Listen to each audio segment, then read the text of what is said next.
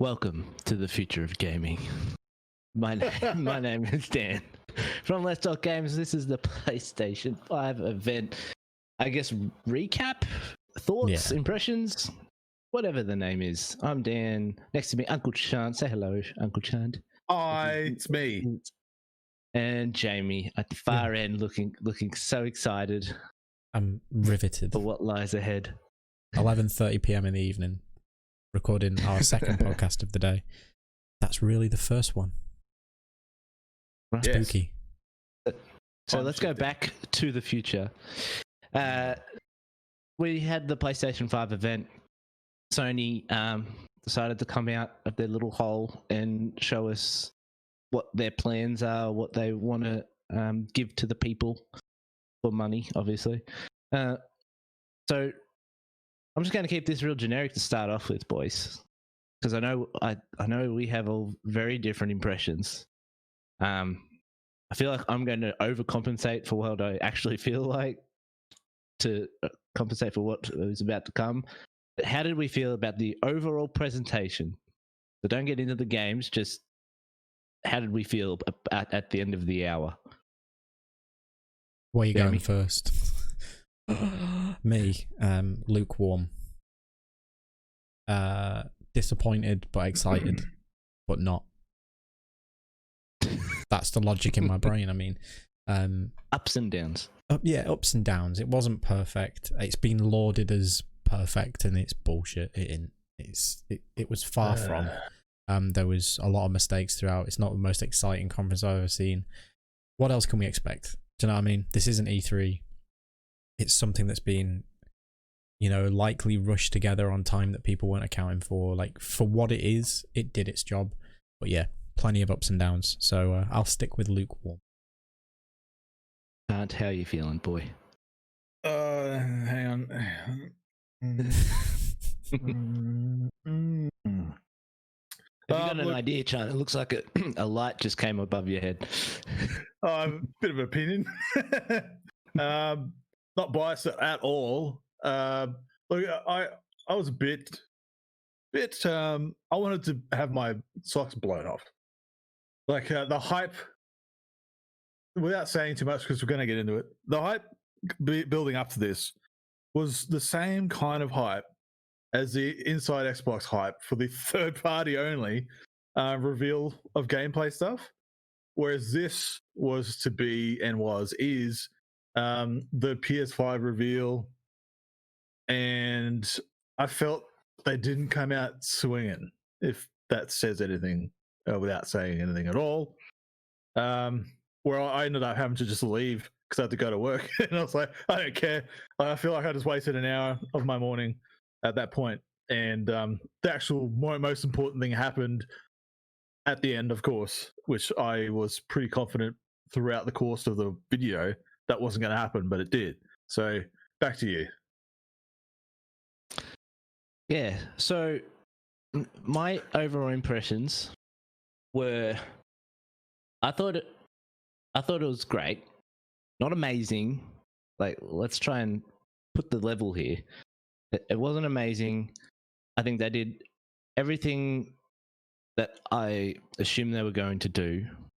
We weren't going to see every AAA exclusive under the sun, because we've talked about it over a couple of weeks. Like, most of the studios have just finished things, and there's no way that they're coming anytime soon. So I didn't expect a bunch of stuff. There was a couple of little surprises in there. The biggest surprise was at the end for me.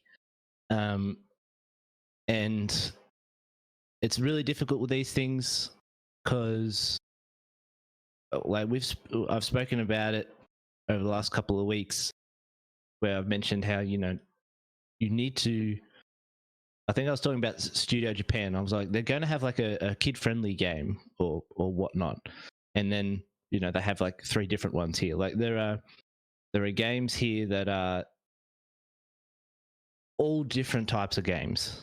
And by doing that is great as a business to have all this diversity, but it also means that there's going to be a less likely chance that you can appeal to everyone all the time. And I think I feel the same with you. I feel like during the middle of it, there was some not as exciting stuff. Like it was just kind of it was just going through.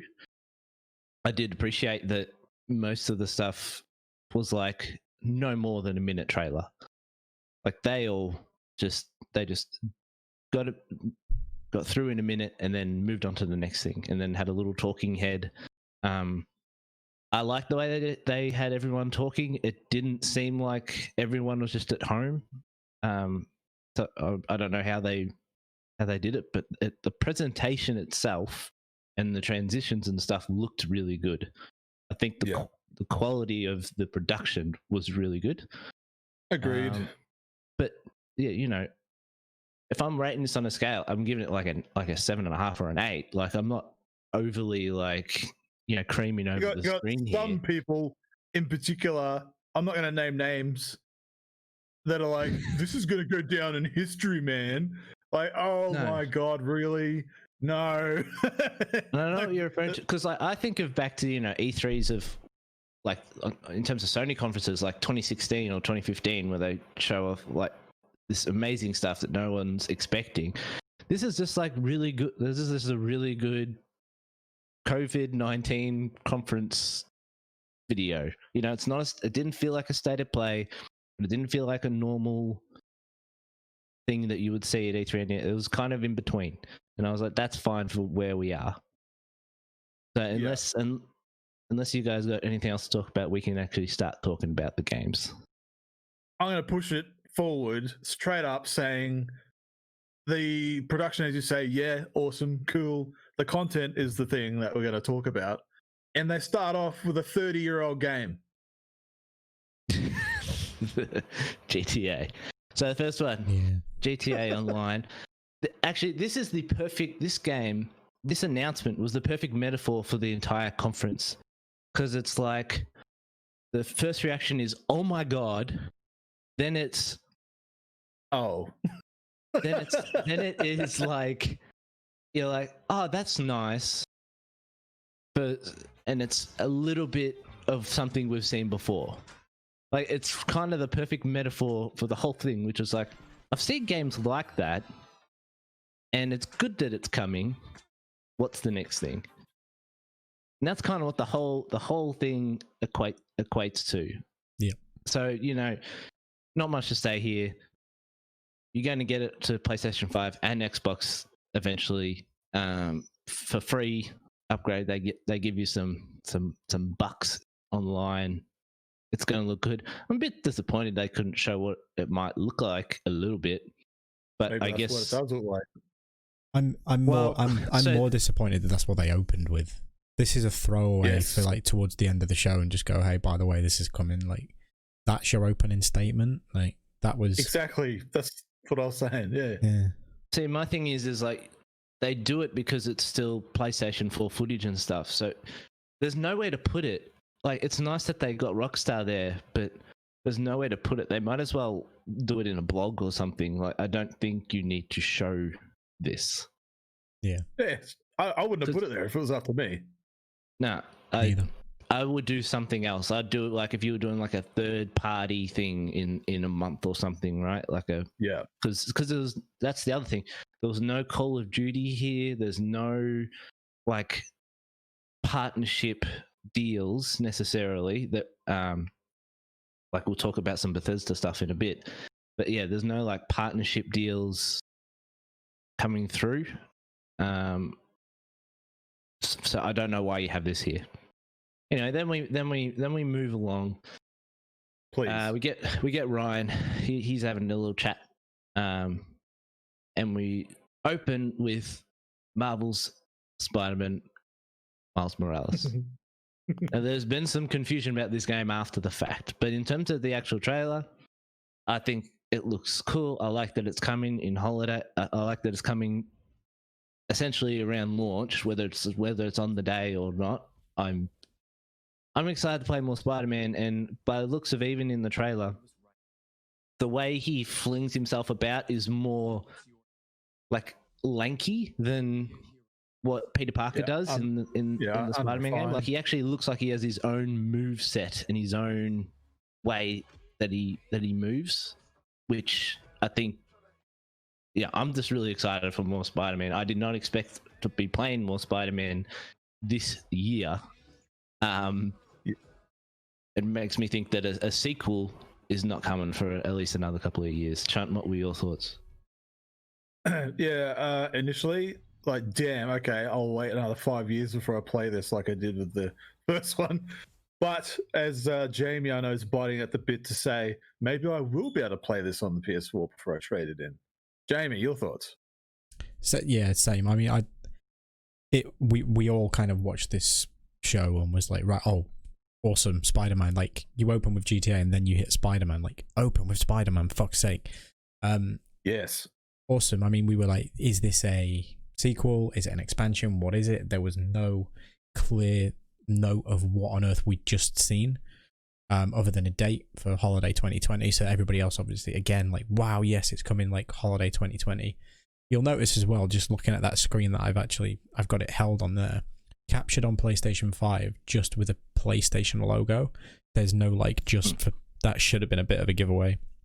But I fully expect this to come to PlayStation 4 if it's an expansion. Although similar to what Uncharted did with Dan, I always forget this. Correct me. The name of Lost Legacy. Lost Legacy. It was standalone or it was playable as an expansion too. So this is going to be the same allegedly. But for me, the kicker there was take the two things separate. Trailer, awesome. Miles, not so awesome. I wanted more Peter Parker. I think that there's room for the two of them to be in the game. Do you know what? Do you know now? I mean, I'm talking from me watching this and reacting in time. I was a bit like, oh, amazing, more Spider-Man. Bit bummed that no more Peter Parker. But then now we know it's just an expansion.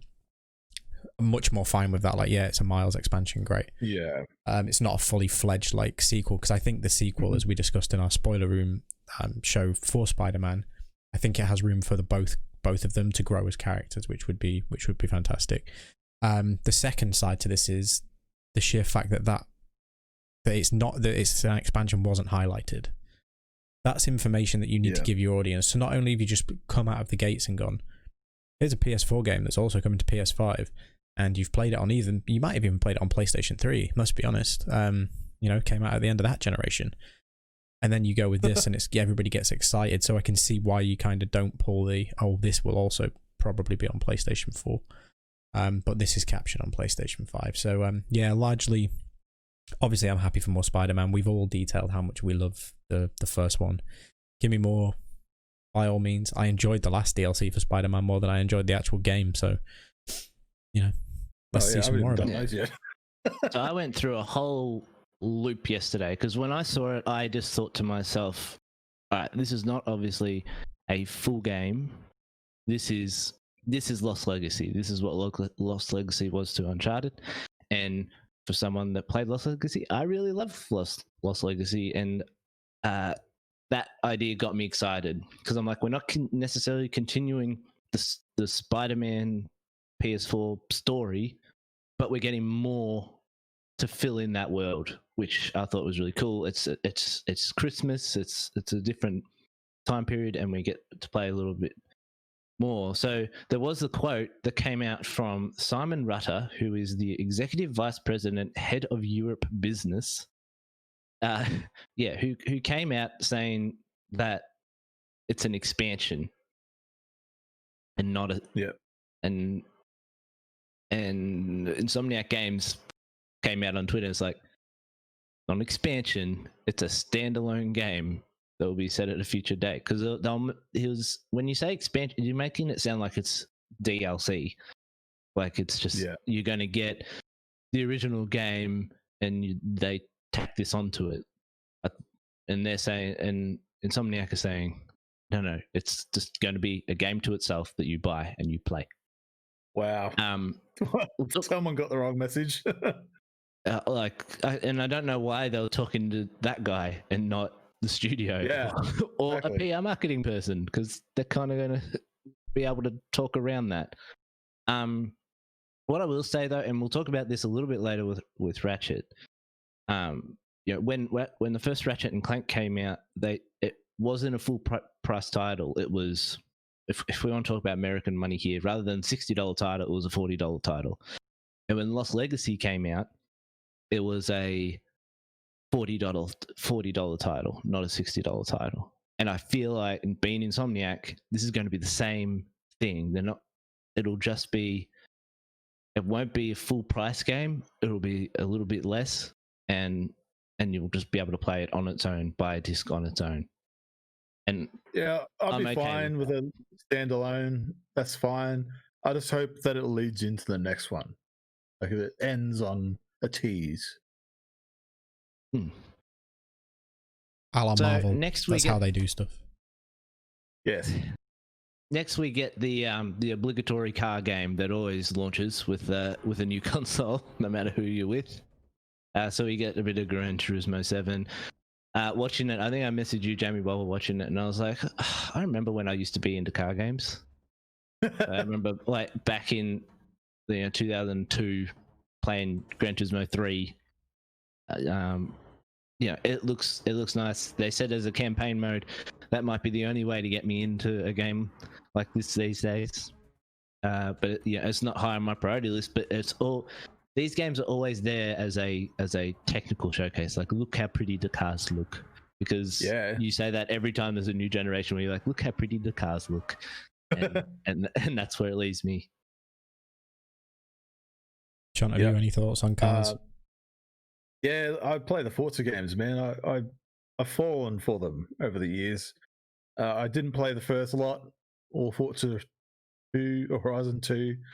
I think I really jumped in at Forza Motorsport 5, and I was like, yeah, this is a launch Xbox One, and like, yeah, I'm into it. And then Forza Horizon 3 came out, and I was like, yeah, this is sick. And then I played Forza Motorsport 7 and Forza Horizon 3. They just keep coming out. And I was like, yeah, this is sweet. They're all technical showcases. They all look pretty. I don't mind looking at pretty things for long, extended periods of time, particularly if I get to play with them. So, Are we talking about cars still? yeah, maybe. So yeah, look, I think it's fine. I was never really a Gran Turismo dude anyway. As you say, I was never really a car guy either. I'm still not. But something about the Forza games really got me. So it's good to see Gran Turismo come back for the Sony people, because it's kind of been missing with like Project Cars or something, trying to fill the gap, and not really happening. So I'm happy for Sony people. They've got their baby back. Car game. Yep, car game. Car game is car game. Then the reason why they also show off these car games is because they're the ones that are going to take advantage of the haptic triggers or haptic feedback and adaptive trigger, whatever the freaking thing is. So the ray tracing and all that kind of stuff. They're a great technical showcase, but yeah, I have no further elaboration on it than that. It's not for me. So then we moved into Ratchet and Clank, which I predicted. I was happy. You did. You called it. This is one of my other ones that I was going to definitely play after playing the first one only a few short weeks ago. I think this one was probably the best showcase of what the SSD and the in terms of how the games will operate. So not just as Gran Turismo that they're going to look prettier, but how it'll operate. It's probably the best way to show it. Literally just jumping through these portals and jumping into other lands almost seamlessly. I thought it looked great. I think that made a lot of people go, yeah. Now I get it. This is why this is important. And if you look at what's happening now, I mean, there's supposed to be zero perceived load time. There's around 2 seconds every time the jump happens. Now, don't get me wrong, it's an incredible feat, but if you take it away from that and go, oh, that's not instant, it's not. But look at the fidelity of the worlds that are growing and appearing on screen in that 2 seconds of time.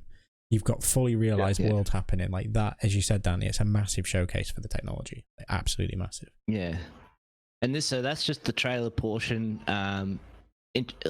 Interesting that when Clank goes here into the other world, that there's a female Ratchet, so maybe you're jumping from different character perspectives, doing something different. So maybe Ratchet's a female in another universe. Who knows? Can you still call a female Ratchet? Is that okay? Ratchet's just his name. He's a Ratchet? Lambark or something. So Yeah. Ratchet, yeah, Ratchet. uh, but then they go on and show the demo of pulling the. I'm not sure whether it's pulling the world to him or he's technically advancing to where that orange point in glow time is. was. Yeah. But once again, like as I was saying before with the Spider-Man, like if this is a game that's the 2/3 of the price of a normal AAA game, I absolutely will play that. Next, That's awesome.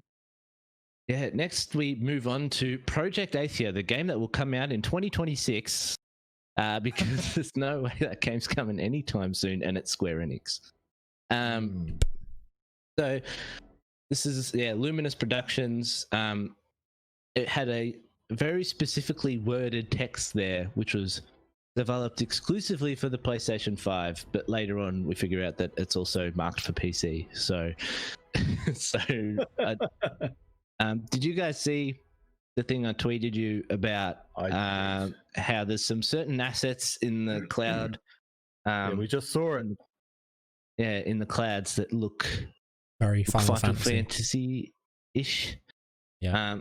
I don't know if that's just them using assets that they already have, or if that's a tease to something else. I think you're probably right. Final Fantasy 15 was built in a Luminous engine, and if that's what they're using, it would make sense to just use something. Just to be able to show something. Means nothing yet. Yeah. But it looked cool. Sorry, Jamie. The problem you run into here, and it's exactly that, as this trailer started, like I messaged you guys and I was just like, I think Dan, you said what was that? And my response was coming in 2025 or something along those lines. Like anything that I admit it comes from Square Enix and has a project at the front of it, you can expect to see sometime in the next decade. It looks pretty, and like you said, definitely using some Final Fantasy assets there just to get something ready to show for production, I think. But looks good, looks neat. It's also not a PlayStation 5 exclusive.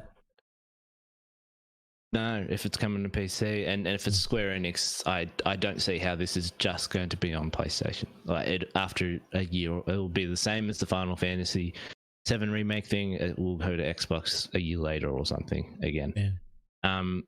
I will say with that, it gave me the vibes of when we saw the Unreal Engine 5 demo. The fact that they're leaping like this huge amount of gap, so quickly and moving in spaces. So, there was a few of those. Neat, but there was a few of those through the show that did invoke a bit of that Unreal demo. Strangely. Now I think I got this real wrong, Chunt, because I thought you'd be super excited about this game, Stray, the cat game in Cyberpunk. Have you guys noticed that there's a lot of Cyberpunk worlds these days? There's just the odd few coming out of the woodwork. But a game in Cyberpunk world where you play as a cat and you go. Sign me up. I wasn't sure if it was sold or not. Look, I wasn't until halfway through the trailer. I was like, wait a minute, are we playing as a cat? And then at the end, it's just like, meow. I'm like, oh, fuck. Sign me up. I know, that's literally Cat the video game. Like, what the fuck are we doing? Cat the video game. And all the cyberpunk aesthetic and stuff. And I'm like, yeah, man. Like, I don't know what this game is about, but I want it. You know what? Do you know what I was thinking when this was happening? Like, one, obviously it's got a target audience. Chunt's stoked, but like, are we that out of ideas? Are we that out of ideas that we have to start giving cats video games? Like, fuck, come on. Looks pretty. Looks really pretty. This is an Annapurna interactive game, and Annapurna do weird shit, whether it's their movies or their games. They delve into some weird stuff. Look at him.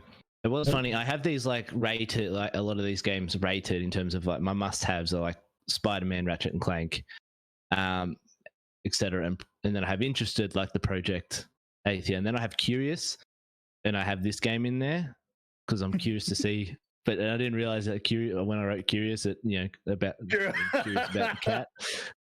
Yeah. So, Nice. we'll see. I was One more thing before I concerned that move the on name, to- the name of the studio what was sounds it? an awful lot like Purina, which is, they make pet food. And a Purina. Purina. Oh my god, cat puns. Even the logo is Yeah. cool. Give it to me.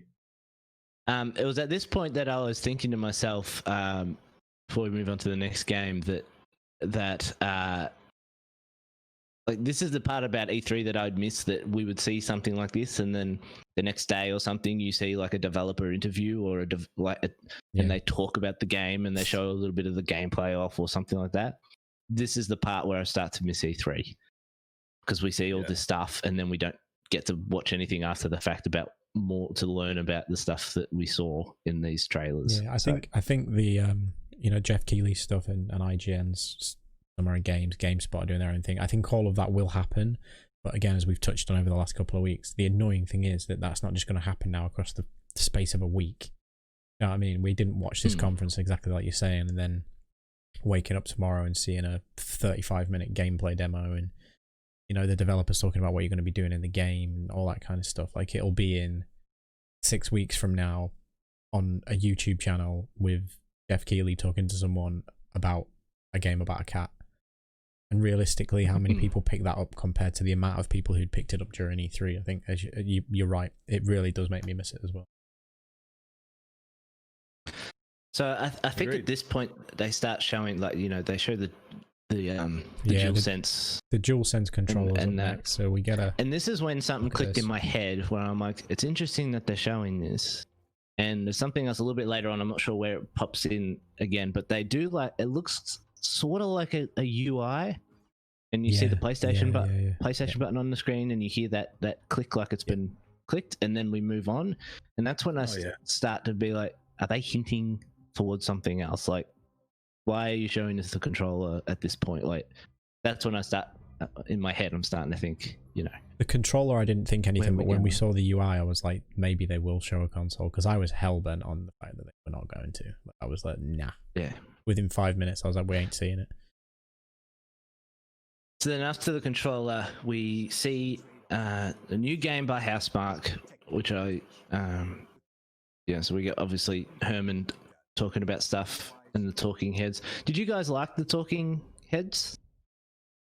I think it provided context. Whatever. Yeah, it's fine. I'm glad they didn't do it for every game or every developer or every thing. I think I've been pretty crucial with I've been pretty crucial about PlayStation's conferences the last number of years, where they're just like trailer showcases. Like, just put people in a room and go, "Hi, we're PlayStation. Watch," and you'll see a guy at the end. "Hi, did you like that? Bye." So I really like. Here's a completely unbiased opinion. I really like how Microsoft's press conference are, like with Xbox. Phil Spencer and all the people come out and they talk about what they're doing and shit. And the presentation's awesome and it's huge. I'm all about that stuff. Like, I love it. It shows they care. So I like it when they have their person, like Phil, come in between games and talk about, how Nintendo does it as well with Reggie and all that. I really like that because it gives you that human element and you get attached and involved and invested. So it did kind of do it here, and I appreciate that. It wasn't just a trailer reel. But yeah, that's my long answer to that short question. Move on. Well, if you don't have anything to add, Jamie, we'll move on to Housemarque's game, Returnal. Cool name. It is funny that the whole concept of this is that she crashes, she's attacked, and she dies, and I'm like, and then she comes back. I'm like, like every video game character ever. True. and like that movie with Tom Cruise where he keeps reliving the same day twice. Edge of Tomorrow. Great movie. But it seems like also there's going to be some type of procedural generation. Like, every time you wake up, it's not the same. I think that's what they're kind of hinting at in that trailer, where she's like, it's not always the same thing when I come to it. So that'll be interesting. These are the guys that made, I spoke about it a few weeks ago, Alienation, when I was playing that twin stick shooter. They made that. Dead Nation and Resogun, and there are some other games I haven't played of theirs, Ex Machina and Matterfall, but they make really good games. And here the gameplay looks like Alienation, except rather than doing your twin stick shooter, it looks like they're just going for over the shoulder stuff. I think this studio was making a bunch of small stuff, and they basically stopped all the small stuff and said, we're going to work on this one game, this one really big game. So this is, for a studio like them, this is a big one. And I see this as this will just be an exclusive, like a lot of their other games are with Sony. Yeah. Then this is when the tone shifts a little bit in the conference. Oh, sorry guys. What did you think of Returnal? Yeah, not Mass Effect. Cool. Yeah, like I'm not. This doesn't look like it's something I'll play, but cool name. Aesthetic looks nice. Graphics look pretty. I think, as you said, put it down as my interest. It's nice to see Housemarque doing something that's not just a twin stick shooter. Nice to see them get to work on something else. Yeah, so as I was saying, this is when the tone of the thing totally switched it up. A lot of these games look like they've just been like randomly placed throughout. But this is when we see Sackboy. Sackboy, a big adventure by Sumo Digital, in association with PlayStation, obviously. And this is what I was talking about. They were going to have some type of kid game. I didn't think it was going to be Knack, and it makes sense why they bring back Sackboy as their little mascot. Nobody wants Knack. It's a kid platformer, and every console launch has one, and this is this one. I don't know if any of you are interested in this. I'm not particularly, but I know why. I know why it's there. I like my mascots, and I'm disappointed Microsoft doesn't really have their own. I want them to have their own. Like Blink's Time Sweeper was the last time they tried, so it's good to see Sackboy come back, because he's pretty synonymous with the PS3 for a long time, and he has his fans, and I know my brother's pretty excited about it. But I enjoyed Little Big Planet 1, not so much 2 or whatever, because I just got over it. So if this is a more linear platformer experience, I can see it being more appealing. I wish there was more stuff like this. I wish Microsoft would come out with an Xbox mascot platformer like this. I'm all about it. I agree with everything Chunt just said, but at the same time, all I was thinking when this was on the screen was, does this need the power of PlayStation 5 to run? Because I think the answer to that question is 100% no. It doesn't. But to be fair, we had a lot of that for a while. Yeah, we had a lot of that also when we went from PS3 to PS4. Like we did, but the message was different then. Yeah, but yeah, there were a lot of games like, well, this could have been, it might have not been as pretty, but anyway. But yeah, Sackboy. This is when you get into the games where it's not necessarily about showing off the console. It's just trying to be like, look at all the variety.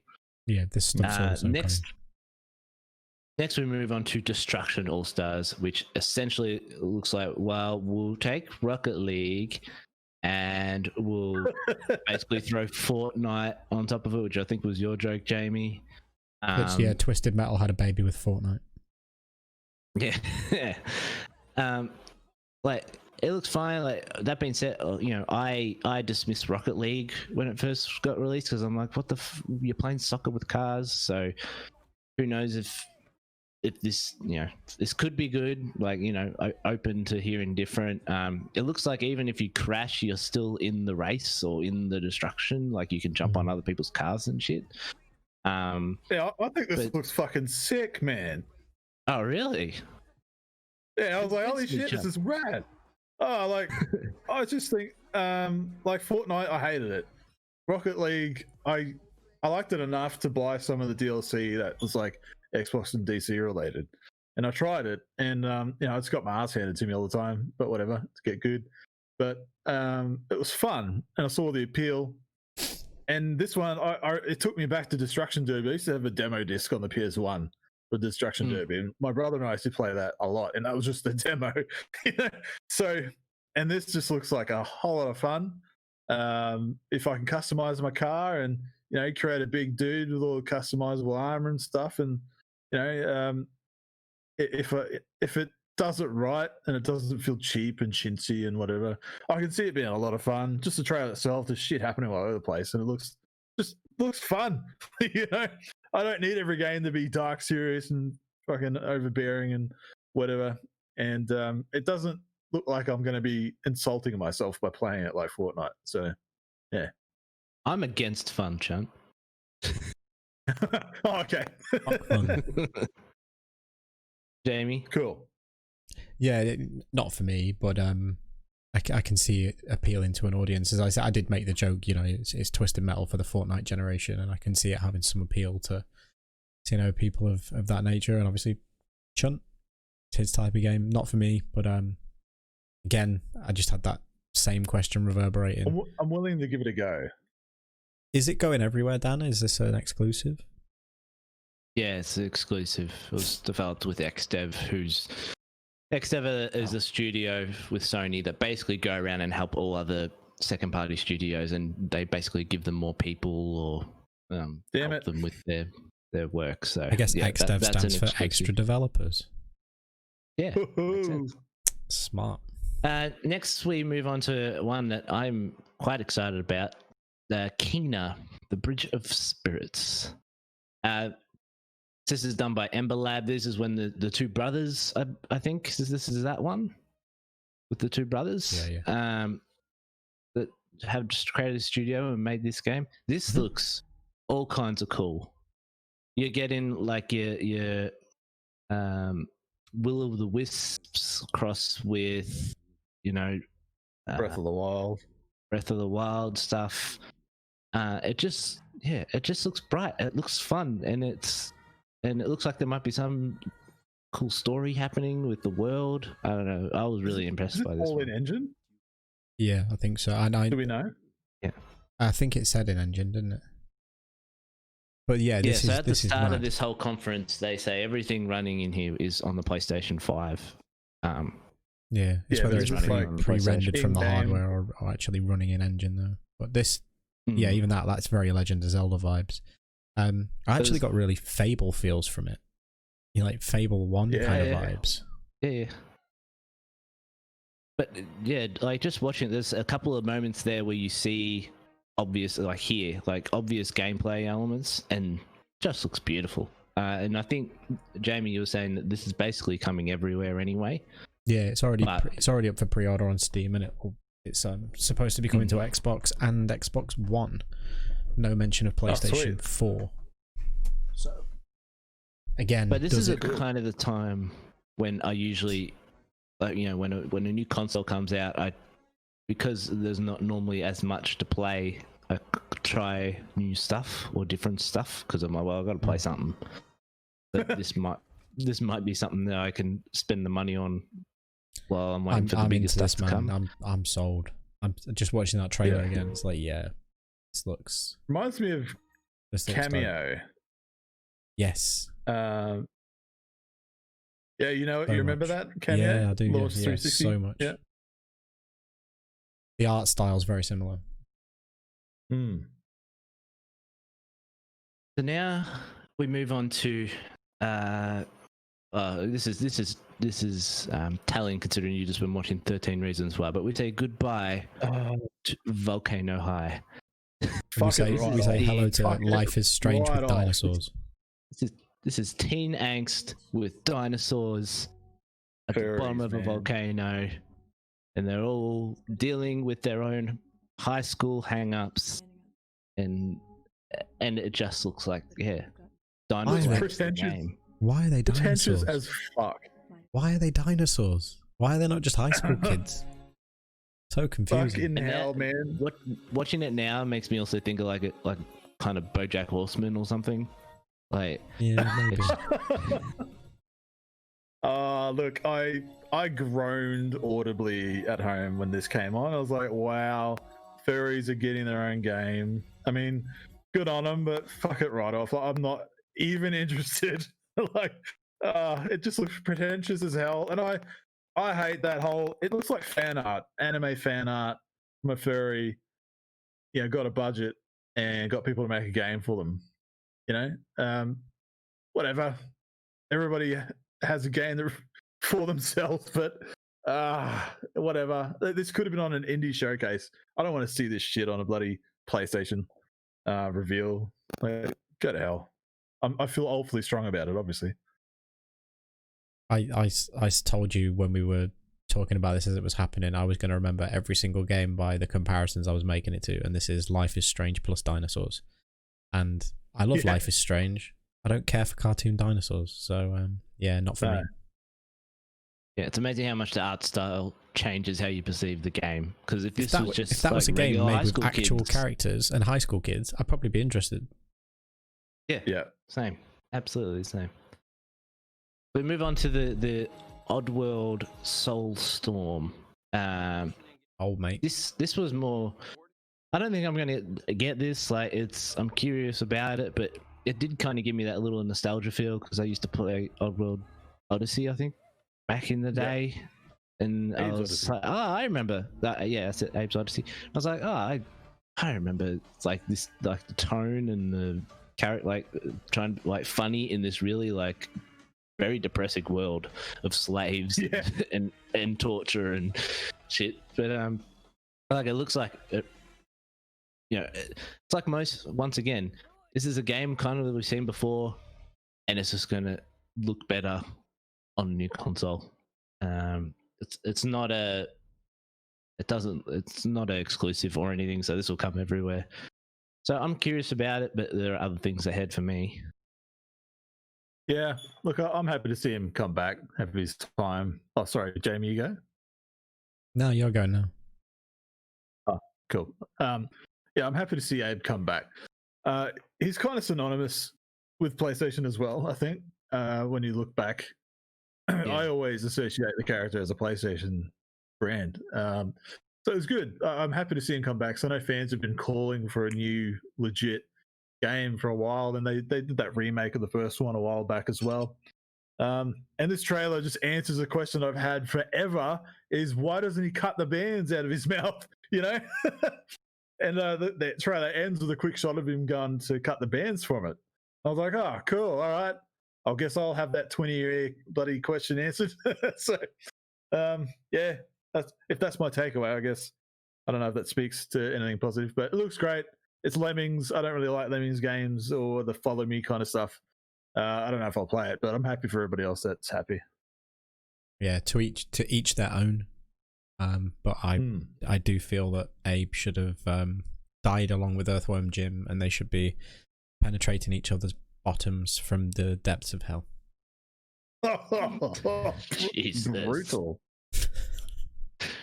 That's how much of a fuck I give about that. So you're not a fan? Okay. No, just not. I think Abe lost its relevance. It lost its relevance a long time ago.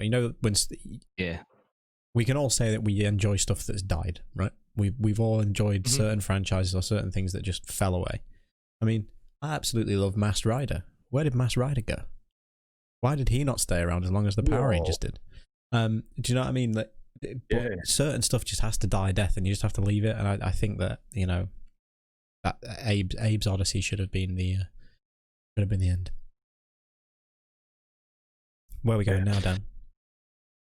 So now we're moving on to Ghostwire Tokyo. Now, I'd heard so much about this game. Like media had talked so much about how good this game is. This is Bethesda. This is Tango Gameworks. So it's been published by Bethesda. Everyone was talking about this game. This is not what I expected the game to be at all. There are parts of this where it has not interested me.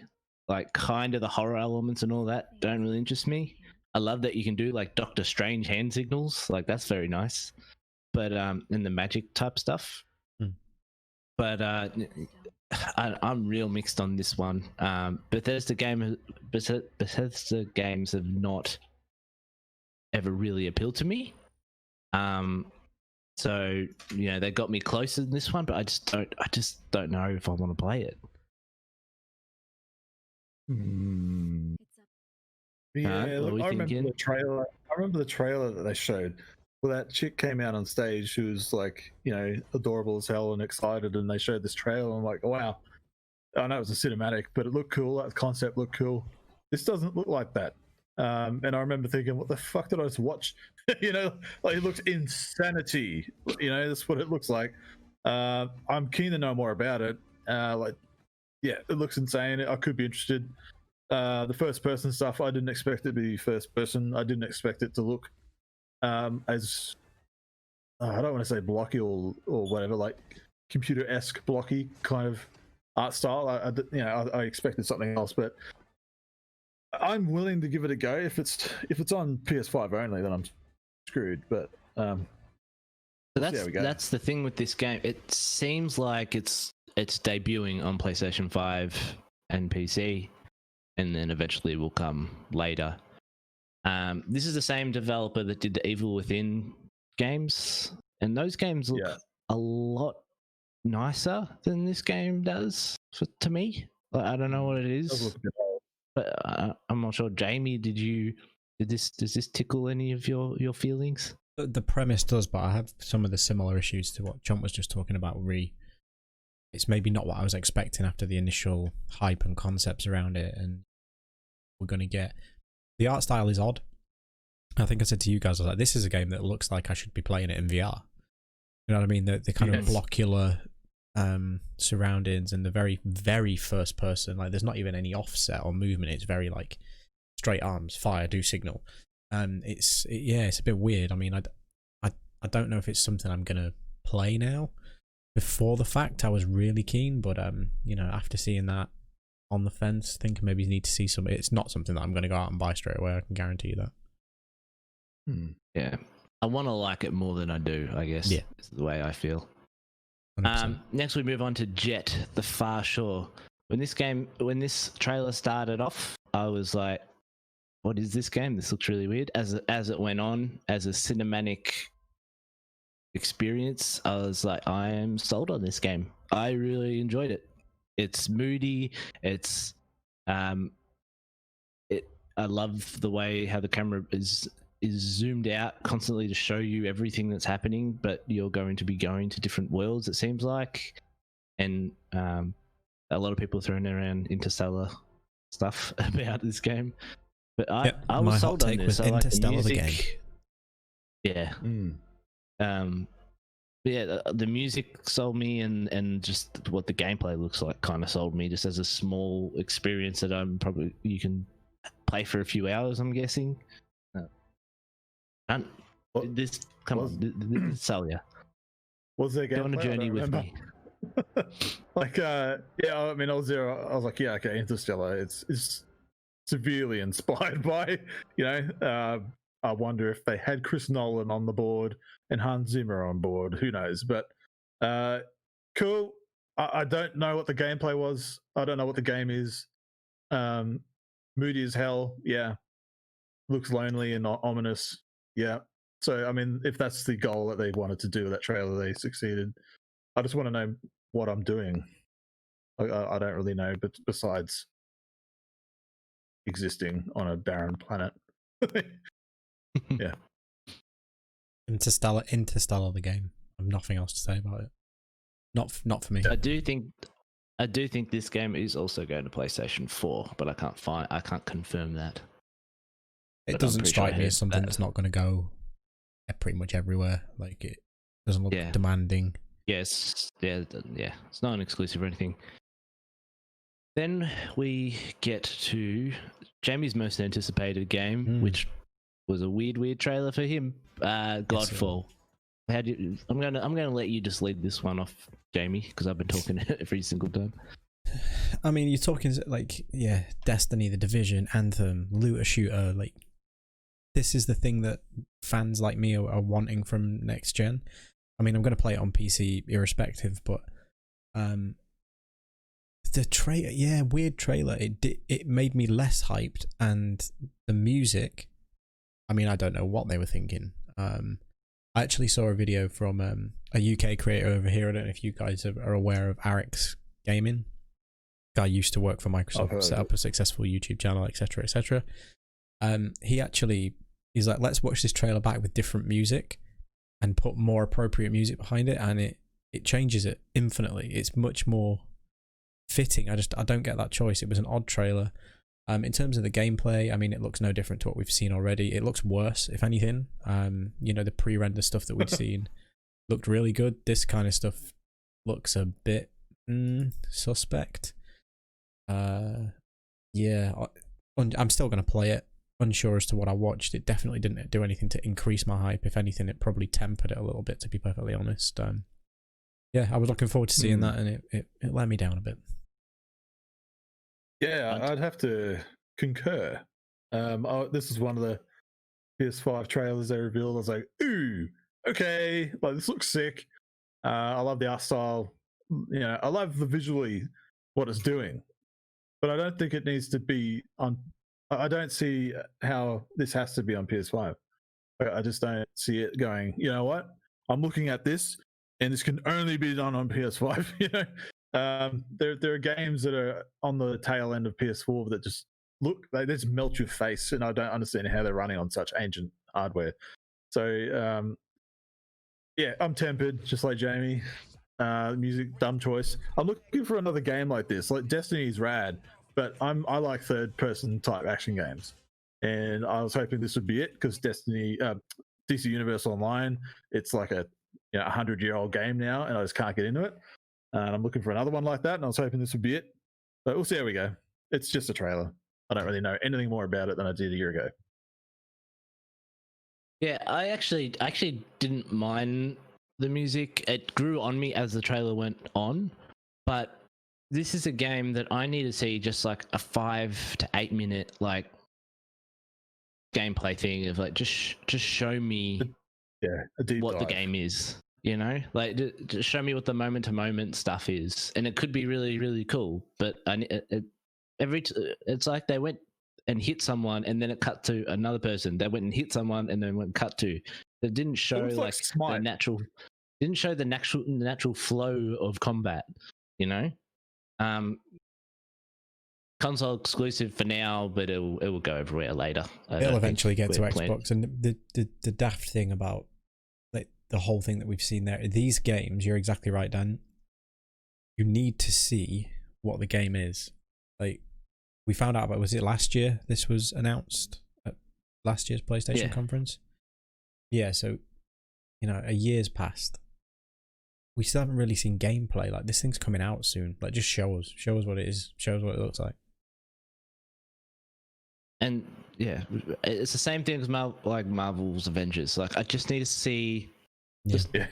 Show me how it plays, not what it you do, but how it plays.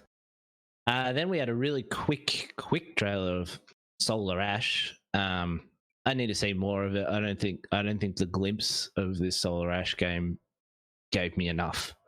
But there's one cool little moment where you flip upside down, and then that's it. Oh yeah, and then it just stops, and I'm like, I need it. Didn't hit me as a short burst. Looks pretty. Looks super pretty. I love that. Yeah. Skating through wormholes. That's awesome. Yeah. But like, what's the gameplay there? Like it looks. The weird thing is normally that type of moment is normally put in as like a loading screen. But if in regular game, it's like Destiny. So I'm like, so I look at it, I'm like, is that just the loading screen to the next part? But are you actually playing that part? So this is where I see the gameplay actually starts. Yeah. And it lasts for about 20 seconds. Yeah. Jamie? It looks a bit like a mismatch of Journey and some kind of on rails ish adventure game. Art style looks brilliant. I'm about this. It gets to this point and you're like, ooh, and then you're okay, it's over. Yeah.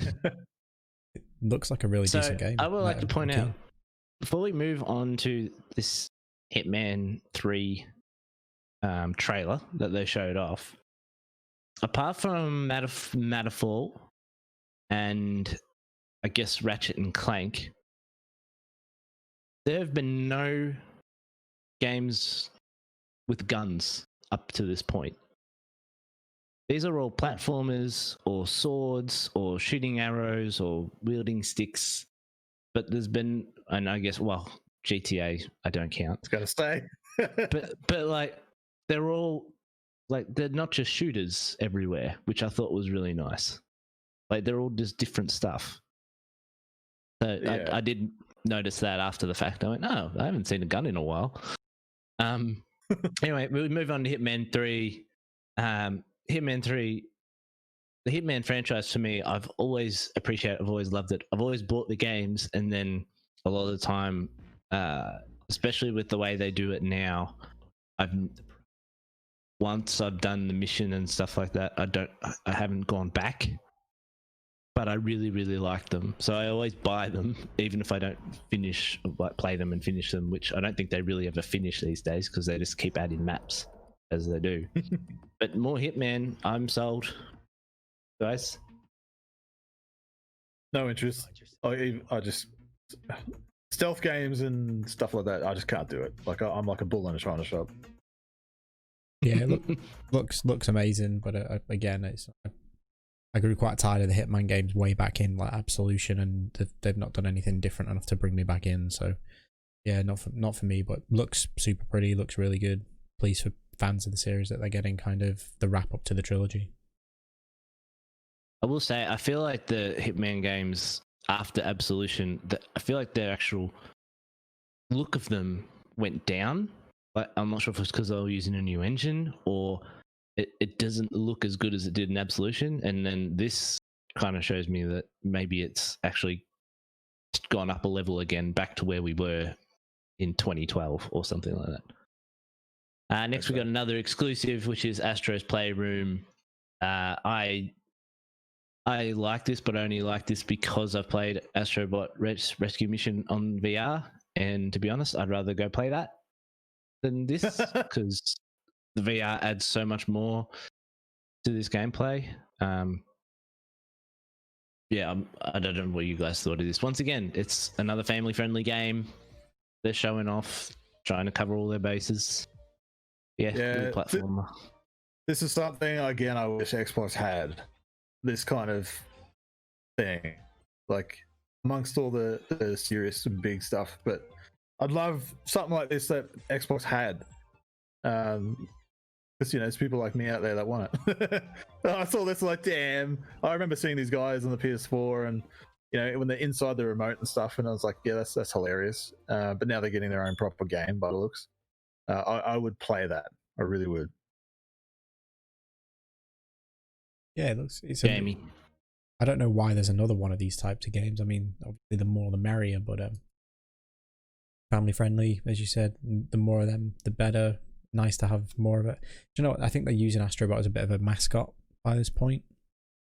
In some ways, yeah, it's synonymous. Even when you do PlayStation VR, there's the Playroom thing for them there as well. So yeah, to be expected. I expected to see this. I didn't expect to see it as part of the showcase. I just expected it to be like installed on the console more than likely. Yeah, indifferent, not really something I'm going to spend a lot of hours playing, but nice to see it, sir. Out of all these games, this will be the one that will just do weird shit with the controller. With whatever features it has, it'll do or play with that, because that's what it does with the VR game as well. Then we see the little devil inside. I don't know how to feel about this game, guys, because this game seems like, I think it's because of the art style is throwing me off. But as the trailer went through, everything about it is like, this is everything that's happening here. Like there's a point where the dude is like healing his arm and fighting this and platforming here and blah blah blah. I'm like, this is like everything you do in like Breath of the Wild or Horizon, but because the art style is this sort of paper mache, like paper mache, clay art style. I just didn't know what to grab of it, and there was little bits of humor, like going from the kid to the old man. I don't know if he's in his dream or if it's just being comedic that this old man is just laying in his cabin asleep while this kid's out there in the wilderness almost dying. I feel like all the systems in the game are stuff that I really like, but the art style just really, really threw me.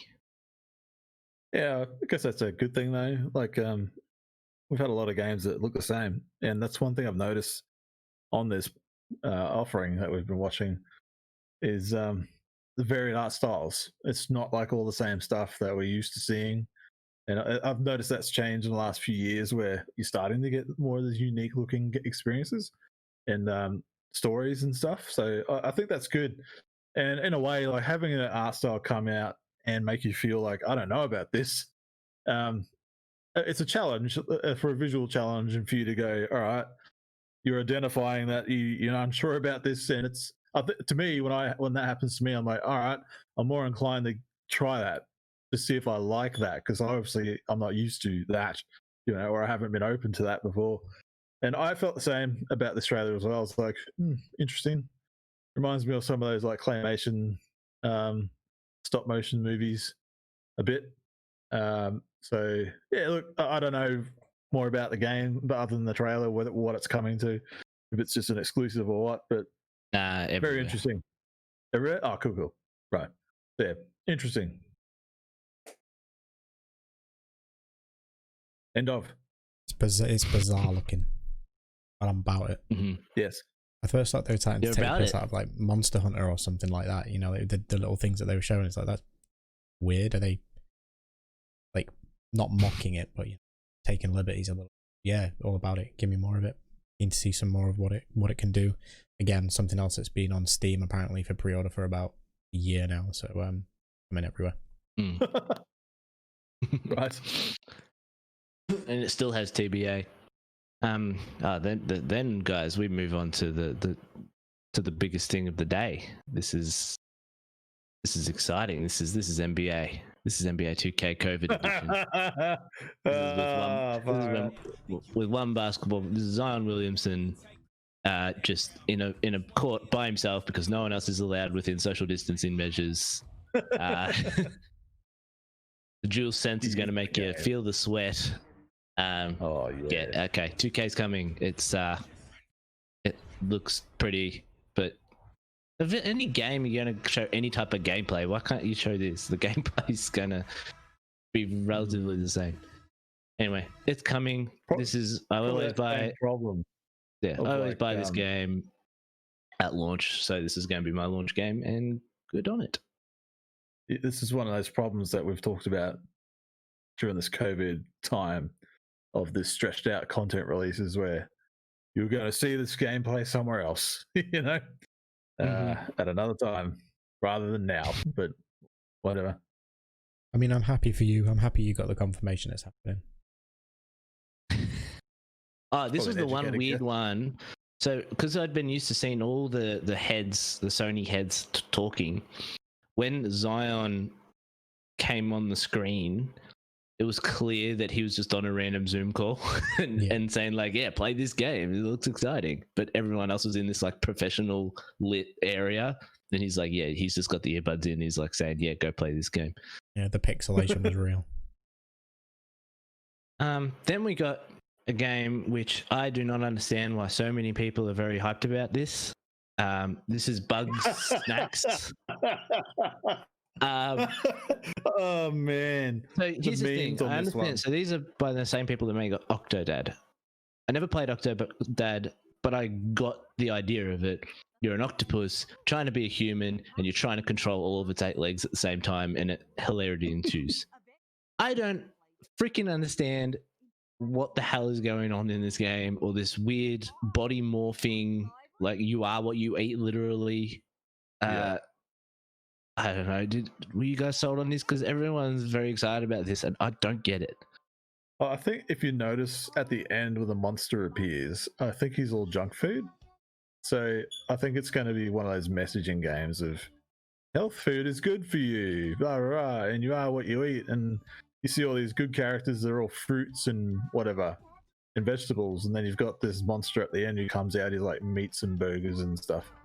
I mean, I'm zero interest in it. I'm not going to play it, but far out, man. The memes on this one was great. Straight away, it was like the power of the SSD, with the screenshot of the dude, and I was like, oh, lol. And everybody giving shit about Grounded. I'm like, all right, now he's the PlayStation's Grounded. He just ate a burger, and then he's got a French swirly fry thing as an arm, and this guy appears in the background. He's like, yeah. I think that's the same dude. Weird looking thing. Yeah, but anyway, at the very end, this monster like forms out of different foods and stuff and jumps at the screen. I'm pretty sure he's all junk food. Oh, we'll probably see him in a minute. Come on, Jamie. Yeah, it just looks strange. It looks like someone's taken way too much acid and gone, let's make a video game. Octodad must have sold really well. Well, they've clearly got enough money to make another game, haven't they? So fair play to them.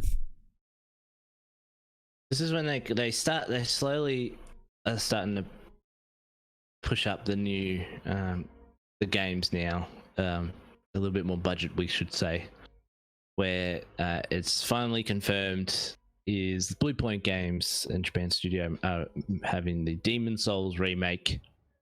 Jamie, I want to go to you first on this because you've been playing Bloodborne at least recently. How does this game look to you? Oh, it looks lovely, but I played the original. So it's one of those, I think we discussed, it's an open secret. How many weeks ago was it you were saying about, what Blue Point could do going forward, and what they were probably working on, and you were going to get one or the other, maybe for launch, and I think this was always going to be the one. I don't think Bloodborne 2 was ever going to be the one for launch. So, neat. I'm happy to see it. I don't think I'll play it again. It kicked my ass, years and years ago. I don't need to do it again, but I'm happy for the fans that, that just play these games. Because, in my opinion anyway, Demon Souls is the strongest of the Soulsborne series. Definitely the hardest. John, thoughts? Zero interest. Cool. We're at that time where it's old enough to be remade somehow. Cool. Happy for those that want to rage again and break controllers. I'm not about playing games that just make me want to hate myself, so I don't play these. Nah. Cool. Move on. Yeah, so I don't play these games either. I don't understand. I will say, just from a business perspective of it all, I think what this indicates is that you're not going to get a Bloodborne 2. I think Sony would rather pay like an independent developer like Blue Point rather than pay From Software, who in their last few games, they're clearly moving on to different things with Elden Ring and having done Sekiro and that VR title, PlayStation VR title that they did. I don't think they want to make those type of the Dark Souls type games anymore. And I think Sony have gone, well, we'll remake what we own as a property and give it to one of our better second party studios, which makes sense. But yeah, I think this just means you're not getting a Bloodborne 2. So yeah, not anytime soon anyway. Then we move on to Deathloop from Arcane and published by Bethesda. So this is another one like the Ghostwire Tokyo. So it's coming to PlayStation 5 first for a period of time, and then and PC, and then it will go to Xbox and everything. Do you think some of these studios are doing this because they just want to make the game for the new consoles and they're not muddying Xbox's message about it being like having games on Xbox One and moving it up? Or no? Like, it's strange that Bethesda do this, because Bethesda normally, well, from my experience, I thought they normally deal with Microsoft with a lot of this stuff. So I was surprised to see two Bethesda published games at a Sony event. I think it's whoever's got the biggest pockets, isn't it? To be honest, it's all about who's going to pay for the exclusivity, I think. Yeah, I don't think you'll ever have a developer say, I'm concerned about having my game on too many platforms. You know, Yeah. so that argument I don't think works. I think it'd be more like Jamie said, like who flipped the bill more, you know. But when this game goes to Xbox, will they bring it to Xbox One, or will they just say it's on Series X? Because let's say it's a year exclusive or something.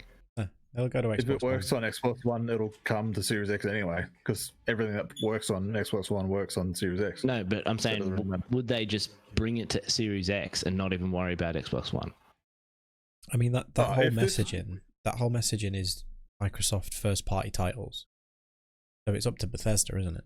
Really, can the game Yeah. run on Xbox One? Probably run on the One X. Don't see why it couldn't. There's nothing. If this needs the PS5 hardware, like the SSD and all that kind of stuff, if this game needs that, then it'll be Series X, because there are games that just won't work on the Xbox One because of that SSD and the new hardware. That's why you'll see like Scorn is a good example of this, and that other horror game where the world's always The swapping. medium. The medium, like they come out and they're like, look, you know, we made this with Series X in mind, and it wouldn't work on the older hardware. So that would be the determining factor, I think, for this one. Graphically, I don't see why this wouldn't work on an Xbox One. Yes, I didn't actually say this is Deathloop. I don't think I actually said the name of the game, but yeah, interesting premise. It's kind of like the what was the game called? The Returnal thing. It's like, oh, you're gonna die and come back, and I think the map's gonna possibly like regenerate into different places and change the map slightly, and there's another assassin coming after you as you're trying to get to your goal. Like, interesting. It still hasn't sold me. I never played the Dishonored games. These are the same people who did the Dishonored games, which you could probably tell by the warping from spot to spot. But like, it looks different. Good on them, but yeah, not my type of game. Nah, not interested. Jamie, I don't know if you said anything. Move on. It's not for me either. I mean, I like a lot of what Bethesda do. Arcane's last couple of games haven't really done it for me. This doesn't. I've got too much else to play, but again, it speaks to a certain target audience. The only bullshit going on here is the exclusivity stuff. So yeah, happy for the people who are happy for it. Speaking of unkept secrets, Resident Evil displayed their new game, Resident Evil 8, or not Resident Evil 8, Resident Evil Village.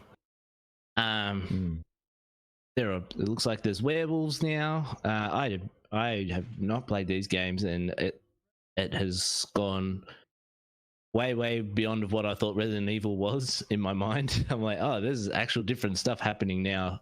I'm totally lost. But that's my fault for not playing them. But I mean, they're doing different stuff. Capcom is on a roll with doing their remakes and then doing their like 7 and now this one. They have a good business going right now. It looks like a prequel. Like it's olden times, right? And there's a quick shot of a book with the Umbrella logo on it. So is this going to touch on like how long Umbrella has been around and planning things, or what? Like it's like Assassin's Creed. You know, Umbrella has controlled history, like it's some, you know, Illuminati thing, or what? I don't know. Interesting.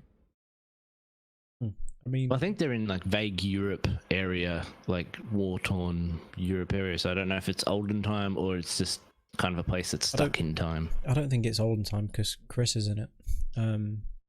Yeah, Redfield. Redfield's there, yeah. So it can't be olden times because he's there. I think it's just outback medieval buttfuck nowhere. Dead down in it. I mean, Europe hillbillies. Yeah, I mean, we've seen movies made about it, right? You know, the kind of the shit that goes on in those towns. So why the hell not have it as a setting for a Resident Evil game? There'll sure as shit be a secret in that book, though. I'm telling you, there'll be a secret in it. Ooh. Oh, big time. I love the logo. I'm just gonna say, like, it's clever. Very, very clever. They're going to run out of names though as they get, as they do 9 and 10. They're just going to have to keep getting creative. But looking at that, it's like 7 age Resident Evil. Yeah. Let's move it on to a game that I have no freaking clue what this is. Pragmata by Capcom. The guy that looks like he stole Kojima's suit from from his offices and just went walking about in a derelict New York with a Destiny helmet on. Yeah, so there's a cat in this trailer too. That's nice. Soul. I don't know how you have. I don't know anything about this. It's nice Capcom actually making a new game. But I don't know. He catches a satellite with a net, and then they're on the moon, and then they look at Earth, and they're like, "That's Earth." Need to take some of these next generation synthetic drugs to appreciate this game, I think. Yeah, I don't know, man. It's very Death Stranding. I don't know if that was a conscious decision to be like, yeah, let's cash in on some of that kind of hype. It's real bizarre Japanese sideways kind of concepts. It's batshit insane. Look at it. It's all virtual. What is this? Very interesting. I don't mind a CG trailer, but normally in a good CG trailer, it at least shows off part of what you'll be doing in the game. Or it makes you want to play the game. Doesn't show me anything about what you'll be doing in the game unless it's about catching satellites. Yeah. Or kidnapping children. Yeah. Why not both? Oh boy. Yeah. Hard pass here. Not for me. I don't care about what's going on. Final game. One which just I'm so excited. Have you watched this trailer in 4K yet, Dan? No, I went to do it yesterday and my TV was playing it. I don't know why, but why does it look good? It looks very good. Very, very Forbidden good. West, Guerrilla Games, PlayStation exclusive. The fact this is probably brought up, and we saw it a lot through the fact that a lot of these are just saying like holiday 2020 or 2021 or to be advised, blah, blah, blah. I think a lot of that has to do with COVID as well, where they don't know yet where they're going to fall with a lot of these games. But I think this one probably indicates that it's not coming next year. And if they're aiming for that same time period that the first one is, we're probably looking at February 2022. The fact that they didn't put a year on this game, but it looks so good. It looks like you got the underwater section. It looks like you're going underwater now. I was kind of hoping that you'd be able to like fly, like get on a bird of some kind and fly. But going underwater always creeps me out. I hate being stuck underwater with things trying to attack you. Yeah, that creeps me good. As well.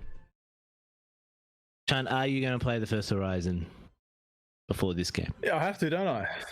It sounds like I got to cut. Oh shit! I got to get it done this year then, because I'll be trading all that stuff in when the Series S comes out. But yeah, it looks like I'll be doing it this year. It looks insane, man. Very, very, very, very, very pretty. This is legit. Like, yeah, PS5 new hardware. It looks amazing. The screenshots that they put out, I thought they were just like art renders, but apparently they're all in game. I was like, wow, just fuck me in my ass already. Looks great. And I haven't played the game. I didn't realize this was Earth. This is Earth, right? So I'm pretty sure I just saw Golden Gate. So the first game's kind of set around the Colorado area, and this is clearly out west near San Francisco because you see the Golden Gate stuff. Right. What the games are kind of like. It's not like a Last of Us where it's like, oh, you can see the remnants of, things are just starting to overgrow. This is like so far in the future that they've just been overgrown and it's basically not even recognizable. Yeah, that's what I want to know about.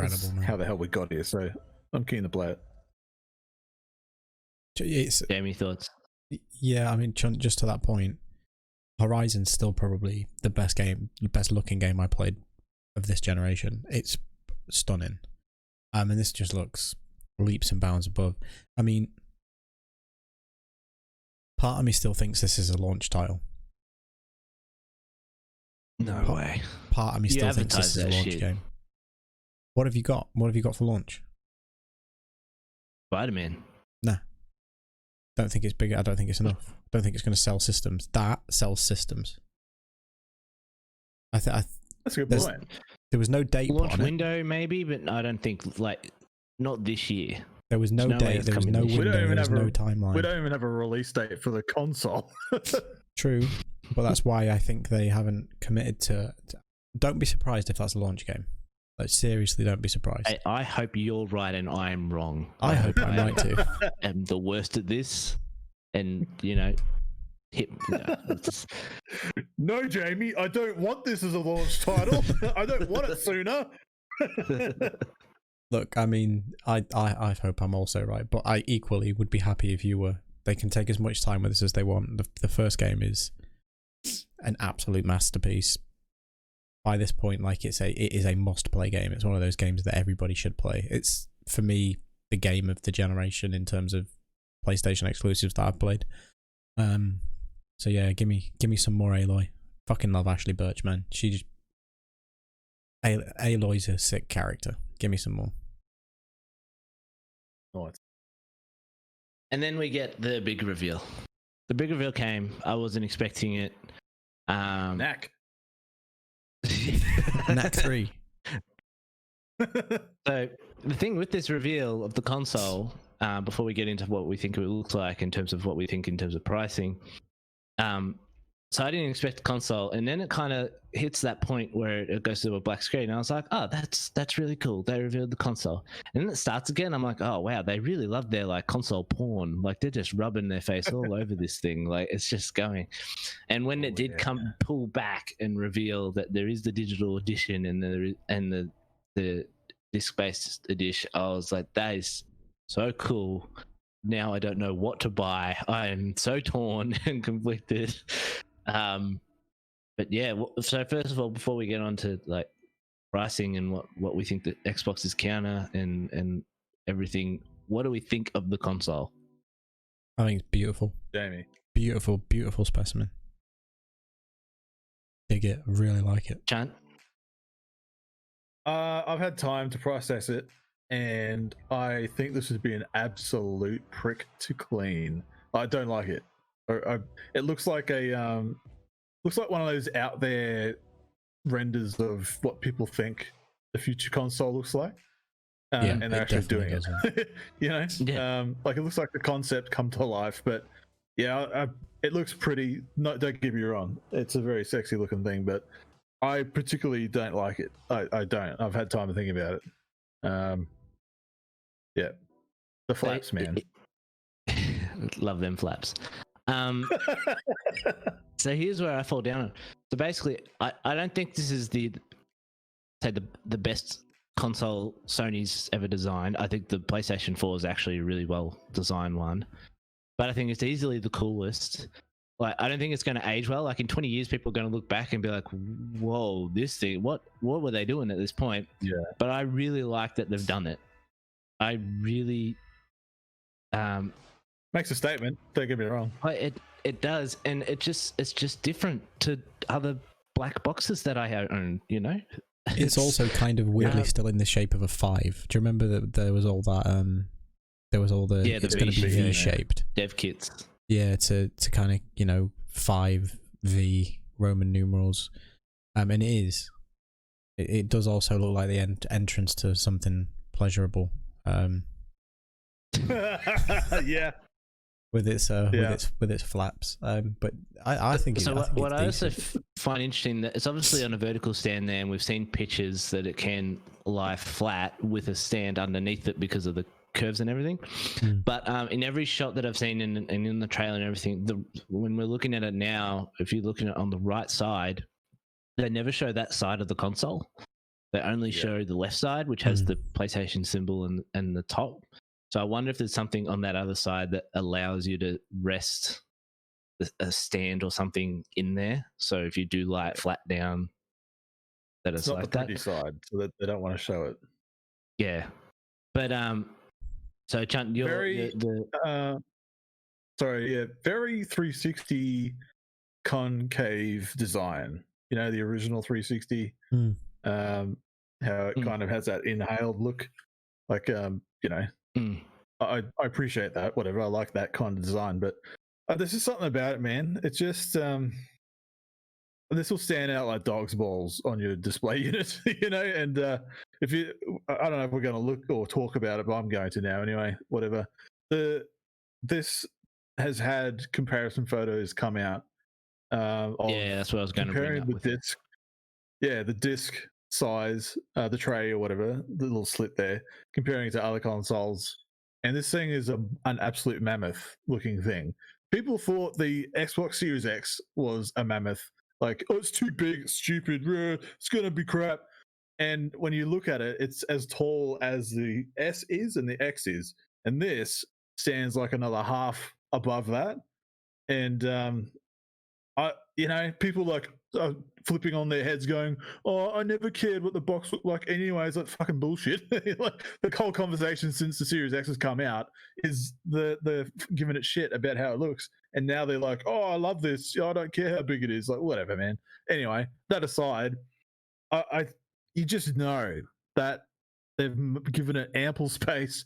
I don't know if it's because of the engineering that they couldn't get it small enough, or they were just more conscious about overheating, and they got the boosting the CPU over, like overclocking it, like relying on those boost kind of options within the system to give it ample space so it doesn't overheat and sound like a jet engine, which the Pro did.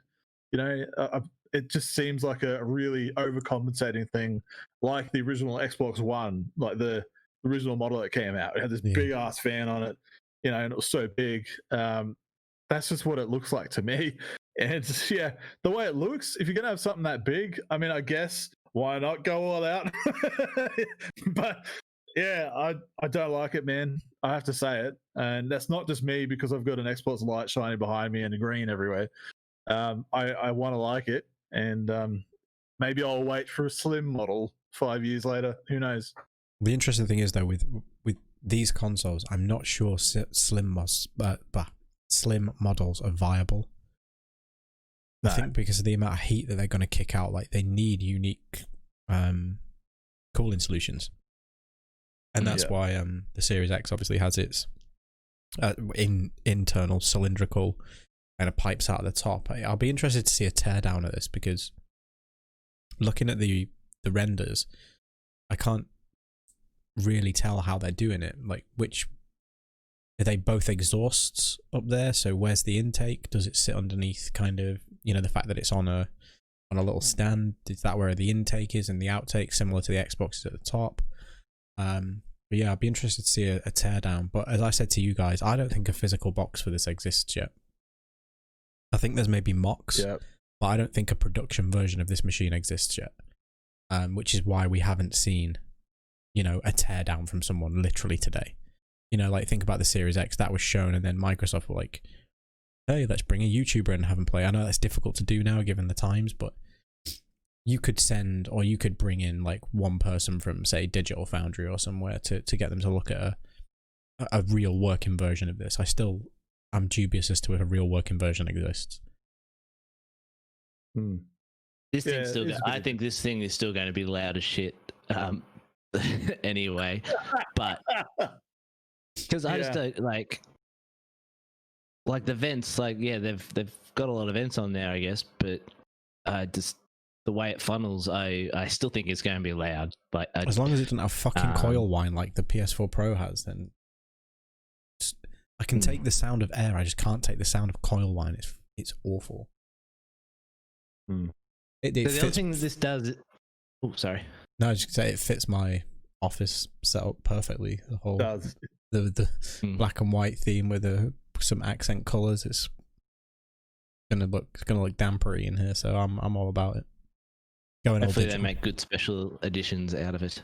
So the one thing this does do is, and I'll try and wrap this up because I know you got to get going, Chunt, soon.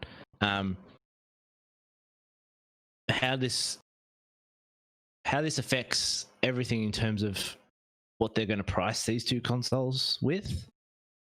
So I want to get your predictions now that we know that there are these two editions, and then I'm going to talk about Xbox in a little bit after that. So what are our predictions? I've got quite a coherent we know- like, Well, put through on this, so I'll just keep it concise as we said. So I'm going to talk UK pricing for the benefit of, you know, where I live. Yeah, sure. The disc version,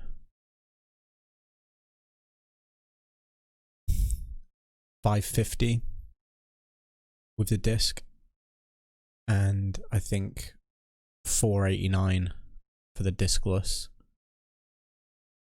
unless the discless version has a larger hard drive to compensate not having a disc tray. There's variables there, but I think the hard drive sizes will be the same. Let's go based on the fact that they're exactly the same console. They're exactly the same, just lacking a Blu-ray drive. Yeah, so Yeah, $549.99 for the disc, $489.99 for the discless, or $499.99. It'll be sub £500, and then $550 for the one with the Blu-ray drive. Chunt, my man. remember when the PS3 came out at $999 US? I could see that happening again, to be honest. Just looking at it, and the amount of gear that's in it, I don't think they can get away with that. I really don't. Not today. And considering how the world is now. But yeah, if I had to guess, US, 600 for the disc, 550 for the discless. But in here in Australia, the original Xbox One was 550 odd at launch, and that came with a Kinect. And if you take that out of the equation, it probably would be, you know, what, $20-$50 less or something. I can't stomach a world where we currently now need to pay $500 to $600 Australian for a new console. I don't think people will like that. They might just have to, but I can't see it happening. Either way, I know in my hearts of hearts and Phil Spencer's heart, the Xbox Series X is going to be cheaper than whatever the PS5 is going to be. Yes. Dan, your mic's gone. I did just tell you this, but Chunt, to that point, do you think if there is any one kind of Series X variant now, so you know that we're not going to get into the whole conversation around Lockhart, but there is just a Series X, yeah? Yeah. Is it cheaper than both versions, or just the disc version? That's a good question. Well, I mean, if they take their word, and Bill and that have said they won't be beaten on price, if they stand to that, maybe that's just the top version. But if there's a discless version, I mean, even they would have to draw the line somewhere. Even if they just equalize that, or if they can take it down another 10 or 20, who knows? But at that point, those of us who want discs are going to want that version anyway. You know, I've seen the chatter online already, like, "Oh, I'm never going to buy a digital edition. Or never. I'll go down kicking and screaming." Like, all right, mate. Yeah, sure. You know, would I be opposed to having a discless Series X? No, I wouldn't, because most of my Xbox One library is digital now. You know, save for the odd special edition disc that I picked up for my favorite games. So if you wanted just a quick answer, which I do this all the time, it doesn't happen.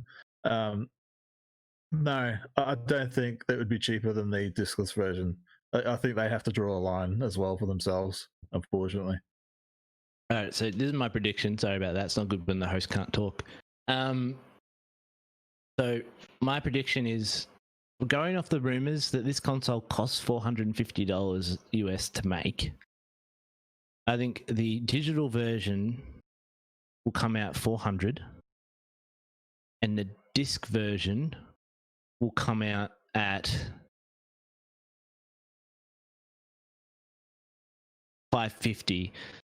When we hear rumors that they're waiting for Microsoft, I feel like the digital version they would have set, but it's the disc version that they're worried about.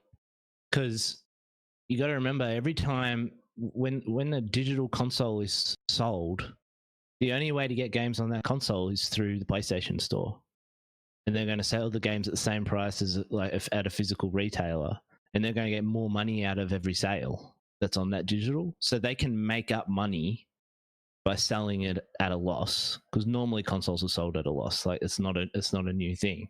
And I think with the digital, you can afford to make up that ground with games. Yeah. Whereas I think they want to be able to sell the disc version at some type of profit. And you know, is $450 is only the amount to make the console. How much is it to package it, send it out, and the take from the stores on that console? You know, so I think it will be $550 to $600 American, which here, Chunt, I think 550. Yeah, I think 550 is about right for the digital version, which is what the original PlayStation 4 came out as, and we're looking 700. Yeah, 750 for the disc version. So I'm still undecided. So I just want to quickly, before we jump off, because I've got to go to a meeting in 20 minutes. With the Xbox, I've always thought as the Lockhart that they're going to announce at some point. I've always thought that it's going to be a digital edition type thing with xCloud as well, all, you know, no disc, whatever. But I always imagined that it was just going to, it wasn't going to be a digital edition of the Series X. It's going to be its own thing. It's going to be a little bit less powerful, but it's all going to be streaming. It's going to be a cheaper option. Do you guys still think that that's the case, or do you think Lockhart is a Series X but discless? And it's very hard to say that word without saying something else. Look, they've already done the all digital edition. They did it the Xbox One S, and it came out with that sad edition that everybody knows. So you know they've tested the waters there, and they got fucking reamed for it. You know, and today we're finding that people are applauding PlayStation for doing it. So double standards up my ass. If they did come out with a Lockhart, I could see it probably hedging their bets both ways. Maybe just dropping the fidelity down just to 1080p, not even going near 4K, and you know streaming if they have to. You know, opening it up to xCloud, which is going to be on all whatever device you want anyway. So making a strictly streaming device doesn't seem to make sense when you can do it on anything. But it'd be a cheap option just to throw a cheap Xbox under your TV that can stream everything. Not just streaming, but also like you can buy games digitally, like they normally do now. But like, so, yeah, is it going to be higher specs than Xbox One X? No. So if they make it a 1080p box to play your Series X games, that's going to drop the cost immensely because you're not going to be rendering at 4K. You know, you can get away with that. You can drop the internal somehow. Not the expert to know how to do all that kind of shit, but if you look at the PC landscape, you can scale your qualities down per your hardware and capabilities. So if they wanted to put a little 1080p box under your TV at a cheaper price, but has Series X functions, I could imagine that would be doable. I can see that happening. And I can see that being a viable option for a lot of people because I still know a lot of people that don't have 4K TVs. I'm one of them. I have a 1080p projector now. But I'm still going to want the big sweet thing because I'm stupid. But it's an option. Yeah. Jamie? I think it's... I'm in two minds. If PlayStation are doing this, there's no way Microsoft don't know about it. Do you know what I mean? Yeah. I think it gives Lockhart more of a chance of just being a discless console. Under the same guise as you just said, Dan. Like, it's probably not going to be any less powerful, maybe just completely discless. But then all of the rumors have pointed to the fact that it may be, rather than targeting 4K, 8K, it maybe targets 1440p, and that's great. if it does, and that is what they're doing, and it's not just a discless version, I feel like they have to bring it in at like 250. You know, 250, 260. 300 at the most. It's gotta be the cheapest barrier to entry to next gen, and come with most of the same components. If it's just your GPU that gets a bit of a hit, as Chunt said, that's just like PC gaming. You know, your graphics card dictates largely what resolution and texture pack you're capable of rendering. You know, you've got a 1060 graphics card. You're probably playing it. If you play at 4K, you might get 30 frames, but you're playing on low to medium settings. You know, you get a 2080 Ti, you can play 60 frames a second at ultra settings. You have to think about it in that kind of way of thinking, and those graphics cards are priced at $300 and $2,000. Do you know what I mean? So you have to kind of weigh up those options. But now that they've done this, I'm erring more on the side of it's just a discless console. Lockhart is just a discless Series X, and it'll be white. Just to make Chunt happy. It'll be called a Series S. Guaranteed. But Series D. It'll just be called Xbox. It's kind of changed. Could be. Yeah. I like that it's kind of changed. It's changed my outlook on how all this is going to operate, and it's just exciting. Like I know you guys aren't as excited about the actual event itself, but it's getting closer. Like I can taste it. You know, with that dual sense, I can use my senses and taste it. Oh yeah.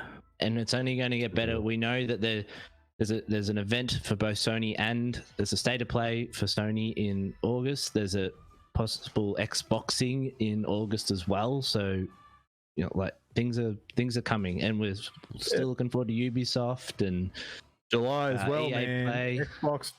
Xbox has their July the first party conference thing. We'll be doing one of these for that, I'm sure.